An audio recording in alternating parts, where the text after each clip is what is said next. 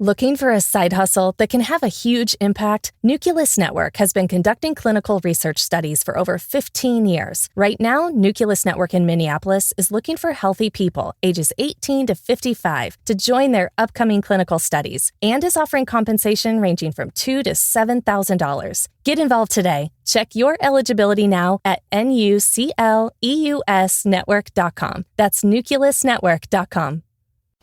Hey there, Love Food listener. Julie Duffy Dillon here, and welcome to episode 193 of the Love Food Podcast. This is a bonus episode.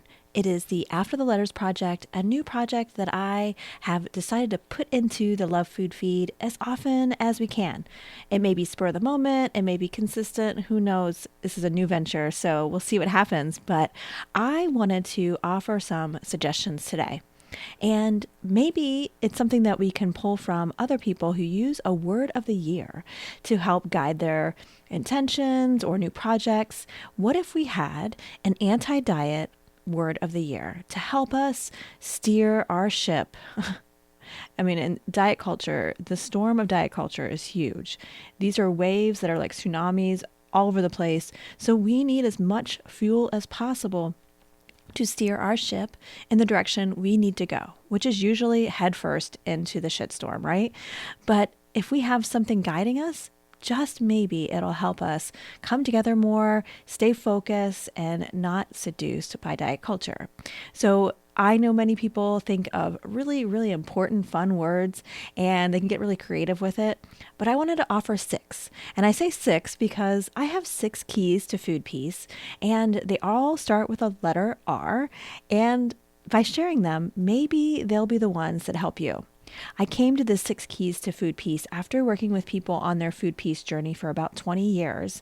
And walking alongside people's journey, first of all, such a privilege, but also they've been able to help me better understand what people need along the way. So these words may not be the right ones for you, but I hope they help just to stir the pot, shake things up a little bit, so then you can come closer to a word that'll just help steer you in 2020. All right, so first up is respect. Respect is the foundation to food peace because I think a lot of people think about rejecting diets and body positivity is loving your body and just being so happy, dancing around naked, which, is fabulous and everything. But for most of us, that is just not going to be accessible. And if it's not accessible, then it's going to be harder to really buy into it, I guess. And, what really food peace is all about, and same thing with intuitive eating, anti-diet kind of conversations, it's not necessarily loving your body, which again may happen sometimes, but it's really moving to a place where you're respecting your body and calling out the bullshit that people have been telling us for way too long as not really a means to live our life. And what body respect is all about is connecting with the fact that diets don't work, that they're rooted in anti-Black kind of ideals, which is so incredibly shitty, and really just connecting with those resources. There are so many. If you've listened to the last few episodes of the Love Food Podcast, you may have caught Christy Harrison. I interviewed her. She just released a book called Anti-Diet, and the first 2 chapters do a fabulous job of exploring the roots of diet culture.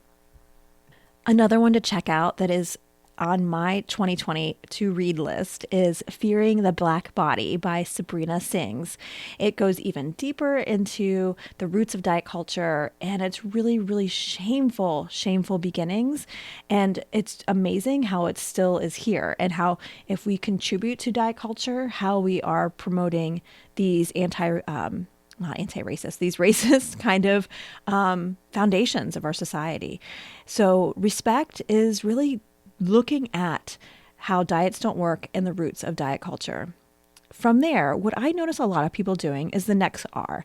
So maybe you have been studying diet culture and done a lot of reading and researching, and you're just needing help with the next step, and you're feeling angry. When my clients talk about this anger, this sounds so mean. I'm really happy because that means they're in the second part of the food peace journey that I call release. Release is a necessary, important part that you do not want to rush through. And those of us socialized as girls and women, we are not typically trained to be okay with our anger. But I tell you what, it is so, so important to help you to heal your relationship with food in your body, to really get angry, feel that anger, and connect with it, and stay there as long as you need. Seriously, it may be years. That is okay, because we have a lot to be angry about. And, my journey in my own skin is different. I live in a body that is not as marginalized than a lot of people that I work with. And so what you may find if you are living in a body that is told in so many different ways is not acceptable, that you're angry for a really long time. And I don't think that is futile. I think it's really important and informative. So feel that anger. So maybe if you've been researching ways to make intuitive eating work for you, maybe your word for 2020 is release, is to sit and navigate through that anger. A therapist, especially a therapist that's trained in body liberation, would be a fabulous kind of catalyst to help you process the anger. And I want to move on to the next one. The next part of the food peace journey, the word that I would encourage you to sit with that kind of comes after respect and release, is this idea of repair. And, I really had to pull at different kind of, I don't know, thesaurus entries to figure out how I wanted to name the concept of permission and compassion in the food peace journey, because I do see that as the next step after releasing all the anger that we have from the time that was stolen by diet culture. And repair work is so, so important. And it's another one that I notice many people feeling a need to kind of rush through.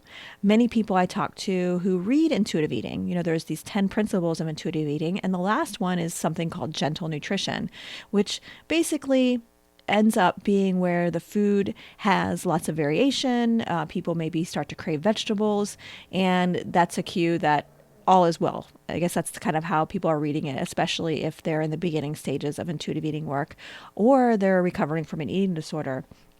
Well, whenever I hear someone ask, like, when am I going to get to gentle nutrition? I know that they're still repairing. They are in a place that their body needs more permission, unconditional permission to be where it is right now. So maybe you're in a place where you crave lots of sweets, or you crave nighttime eating, or you just don't feel like moving your body. This is a part of the process. It's repairing. And again, this is another thing that may just take a few weeks, or it could take a year or two. It's just a part of the process of healing. And I'll encourage you to spend as much time as you need there. Okay, so the next word is rewire. So after people have spent some time with practicing compassion and being really curious about food choices, that's when I noticed that they're starting to rewire their brain. They're starting to call out diet culture and how the messages are experienced in their body, and deciding what they want to think about it instead. I know for many of us, our initial reaction has a foundation in our childhood and some false truths. And we may never find a way to rewire or rewrite all of those initial kind of reactions that we have to seeing our body maybe bigger than we want it to be, or not looking a certain way, or is aging. There may be just something that is an initial reaction that is rooted in some hardcore foundations that were put in there in our childhood.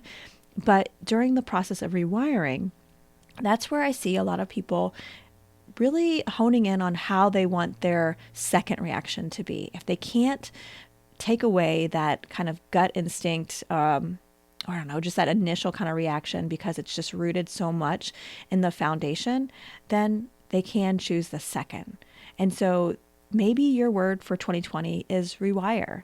So what you can focus on if you're using that word is really paying attention and being curious to what your body does when it's seeing certain bodies, or seeing yourself in the mirror, or looking at a menu and trying to decide what food to eat. What is your reaction? And can you find the sneaky diet culture?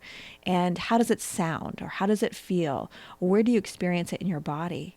And then how are you going to rewire that? If you could have any kind of way of reacting to your body or to food, how would you prefer to experience it? And start to lay down that new wiring. So after rewiring, it's reconnection. Reconnection can be for those of you who are in a place where you've done a lot of repair work, you have released a lot of the anger, and now you're trying to figure out what do I actually like? Like, what food do I actually like? Eating disorders, dieting disorders, those are all experiences that rob us of our preferences. And it takes time to figure out actually what you like to eat and what you don't like to eat. So yeah, like, what do you actually enjoy? What is actually satisfying? What is pleasurable? Remember, healthy eating is pleasurable. So when you're reconnecting, you may do those intuitive eating steps that I think a lot of people think of with intuitive eating, which is the hunger fullness scale. And there's a reason why there's 10 principles and not 2, because it's something that really should not be the beginning. If I could should on anything, I don't like to use the word should very often, but this is one place where I will. Hunger and fullness scales should not be the foundation to intuitive eating. I think the authors of the book Intuitive Eating would agree. And for those of us who are helping people on their intuitive eating journey would say the same. You know, really connecting to the roots of what got someone disconnected and releasing that anger and repairing it and having so much compassion in the process. And then letting your body tell you in the way that it's going to tell you that it's time to eat, or you've had enough, or you're satisfied, because all 3 of those are important. All right, the last word of the year that I really think shouldn't be the last, but maybe closer to the front, maybe the second one after respect, is rally. So much of diet culture turns us on ourselves and blames the individual for the body being out of control or not having any discipline. And here's the thing. They are so wrong. Diet culture doesn't work. It's like innate in the process of dieting. We know without a doubt, there is enough evidence in research that diets don't work for most people, that most people are going to just weight cycle, and weight cycling and weight stigma combined are so bad for our health. And when you really just turn it on its head, instead of blaming yourself and blaming the culture, that's when you're going to be going in the right direction. That's going to fuel your journey.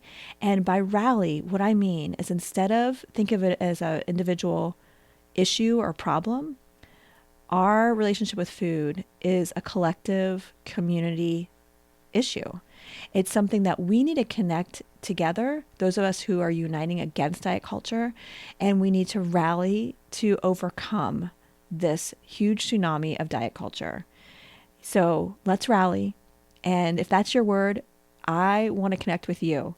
I am over on Instagram at Food Peace Dietitian. There are so many fellow body liberation activists out there. Some of the people who are on the foundation level of fat activism are on Instagram. I learned so much from them.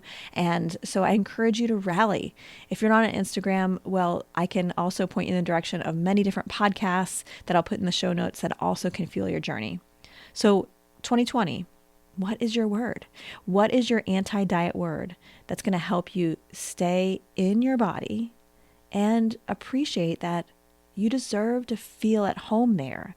Is it going to be rally or reconnection, rewire? Is it going to be repair, release, or respect?